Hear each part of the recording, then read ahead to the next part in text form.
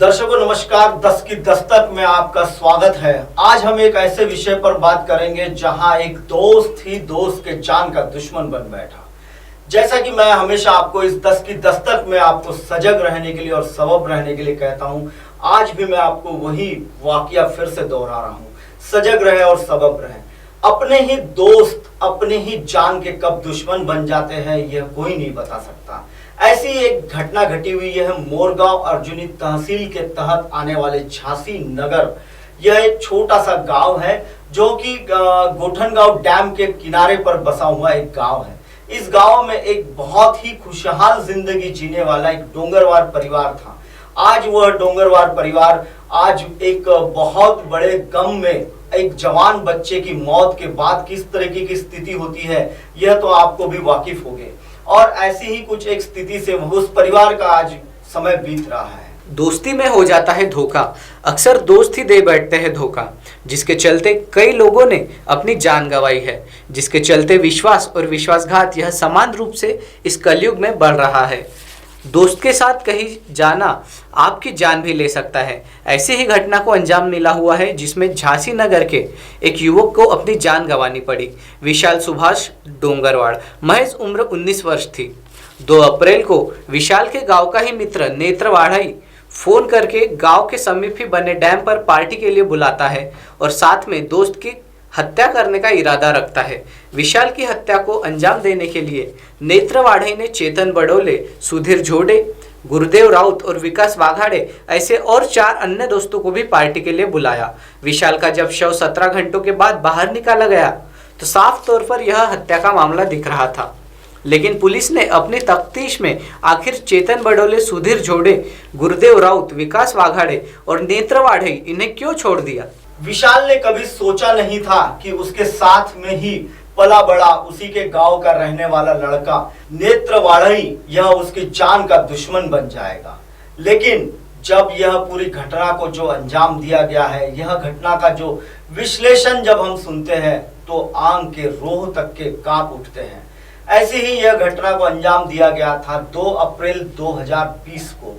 लगभग अभी कुछ महीने पहले ही यह घटना घटी हुई है और इस घटना की अब तक जो पुलिस तफ्तीश है वह पूरी तरह से हुई नहीं है। जबकि विशाल के पिता ने कई संगीन आरोप लगाए हैं, कई अखबारों पर इसकी खबरें छप चुकी है, लेकिन पुलिस विभाग जो है वह इस पूरे मामले की तफ्तीश करने से आखिर क्यों हिचक रहा है, यह एक चिंता का और यह एक खोज का भी एक विषय बना हुआ है। क्या नाम है आपका? सुभाष पकड़ डोंगरवार। डोंगरवार जी, आपके लड़के की हत्या हुई है ऐसा आपने एक आरोप लगाया हुआ है, एक अखबार में आज खबर छपी है। उसी संदर्भ में हम आपसे एक चर्चा करने के लिए आपसे जानना चाह रहे थे कि एक्चुअली पूरा मामला क्या है। बताइए आपका मामला क्या है। मामला म्हणजे हे बाहेरगावचे 4 पोरं होते आणि गावचा एक मुलगा, हे 5 मुलांना आमच्याचा एक मुलगा 6वा। तर ही घटना 2 तारखेची घटना हो। रामनवमीचा दिवस असल्यामुळे तुम्हाला घरी घरी आल्यानंतर मी शेतामध्ये गेलो। शेतामध्ये गेल्यानंतर 6 वाजता मी शेतातून घरी आलो। घरी आल्यानंतर मी मुलीला विचारलं विशाल कुठं गेला, तर मुलीने सांगायला बसली की पप्पा हे नेत्रांबरोबर विशाल गेला आणि त्याचे मित्र 4 होते, ते विशाल कुठं गेला तो सांगायला बसला मला की विशाल बरोबर मी गेलोच नाही असं त्याने मला सांगितलं। आणि त्याला सांगितल्यानंतर त्याला मग गाडीवर घेऊन सऱ्यान त्याला तलावाकडे नेलं। त्याला तलावामध्ये सायंकाळी विशाल म्हणून आवाज मारला, मला दुसरं ठिकाण दाखवलं।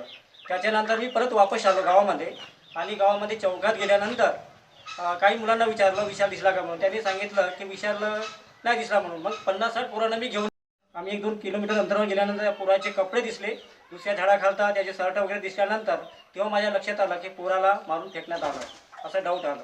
त्याच्यानंतर आम्ही मग पोलीसवाल्यांना फोन केलं। पोलीसवाल्यांना मग सकाळी 7 वाजता आले आणि त्याच्यानंतर मुलांचे प्रेत बाहेर काढण्यात आलं। म्हटलं की नेत्रावाढ़ईला बोलवा। त्यांनी जसा बोट दाखवला तसाच ते प्रेत बाहेर आली आणि प्रेत बाहेर बाजूला ठेवताना पोराच्या नाकातून तोंडातून रक्त बाहेर निघालं आणि कोणत्याही प्रकारची मुलाची बाडी फोडलेली नव्हती। याच्यावर मला खूप डाऊट आलं आणि ह्या 5ही मुलांनी माझ्या मुलांची हत्या केलं असं मला संशयपद आलं। त्याच्यानंतर मी ही तक्रार 8 तारखेला चिचगड। फिर क्या लगा आपको? अभी आपने जो तकरार दी है उसमें क्या क्या सहनिशानी हुई है? सहानी से कुछ नहीं किया ना सर, उन लोगों को खुलाम छोड़ दिए।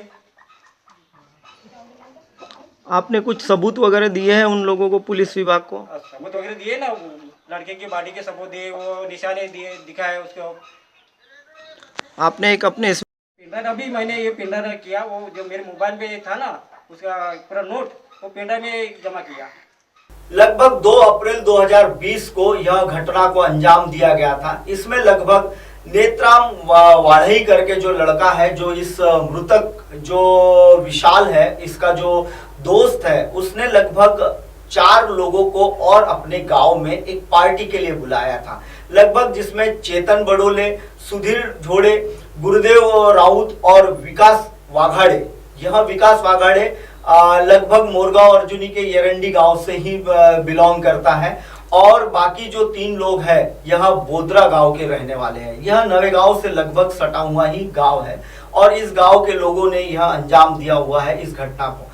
लगभग जब नेत्रा वाढ़ई करके जो लड़का है जिसने यह पूरी हत्या को अंजाम दिया है, उस लड़के ने जब इस विशाल को उस पार्टी के लिए बुलाया और उसमें उसने एक ऑडियो में भी, एक गांव वालों ने कुछ ऑडियो क्लिप रिकॉर्ड किए हैं। इस क्लिप में भी उसने बताया कि उसके जो साथीदार थे उन लोगों ने उसे नाव में ले गए और वो जब पानी में कूदा तो तब उसके ऊपर भी ये लोग होकर उसे मारा गया है।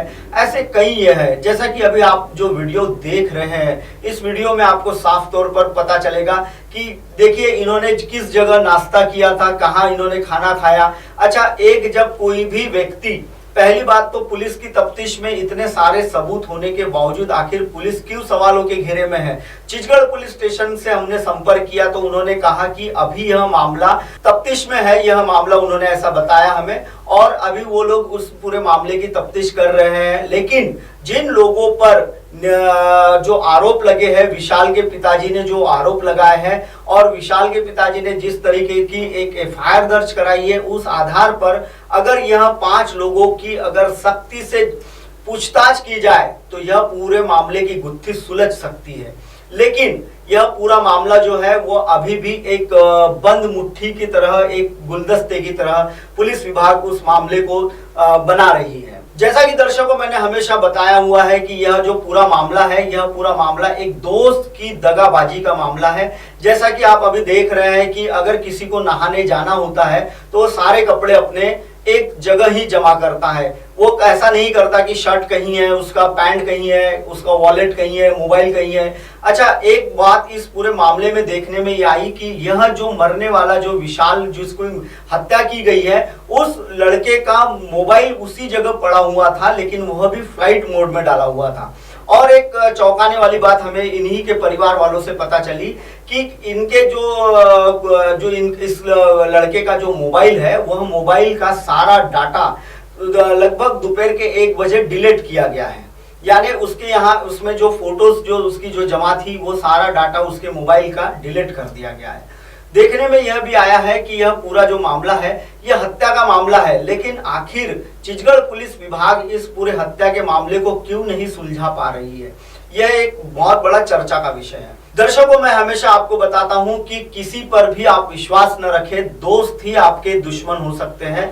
ठीक इसी प्रकार यह पूरा जो मामला है, यह पूरा मामले में यह हुआ है। दर्शकों, फिलहाल वक्त हो चला है ब्रेक का। ब्रेक से लौटने के बाद देखिएगा देश और दुनिया की तमाम खबरें। बने रहिए MNS न्यूज के साथ।